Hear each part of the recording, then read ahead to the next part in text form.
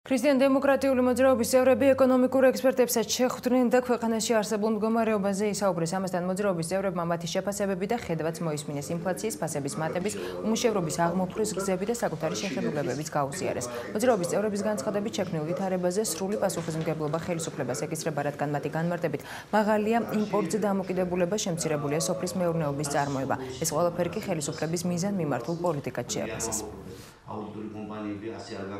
ჩვენი მთავარი მიზანი არის სწორედ ის, რომ ის არაკომპეტენტური პოლიტიკა, რომელიც წლების განმავლობაში ეკონომიკურ სექტორში ჩვენი ხელისუფლება, ჩვენი მთავრობა ახორციელებდა, რამაც მიგიყვანა სოფლის დაქცევამდე, იმიტომ რომ საბოლოო ჯამში სასურსათო კრიზისი შეიქმნა სწორედ იმის გამო, რომ ჩვენი სოფელი არის, ვთქვათ, სოფელში წარმოება პრაქტიკულად გაჩერებულია სოფლის მეურნეობის პროდუქტი და ჩვენ ვართ მომხმარებელი ქვეყანა, ეს როგორც ჩანს იყო ჩვენი მთავრობის ძალიან მკაფიო გადაწყვეტილება, რომ ქვეყანა ჩამოეყალიბებინა მომხმარებელ ქვეყანად.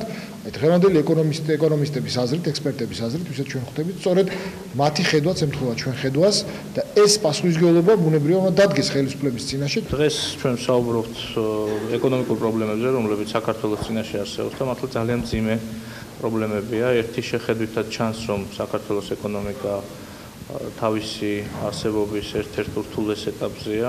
მაკროეკონომიკური არასტაბილურობა, მაღალი ინფლაცია, მაღალი უმუშევრობა ამდენად დროზეა მისაღები ღონისძიებები, რომლებიც ქვეყანაში შეძლებს, რომ შეაჩეროს ფასების და შექმნის გარემოს იმისათვის, რათა შეიქმნას ახალი სამუშაო ადგილები.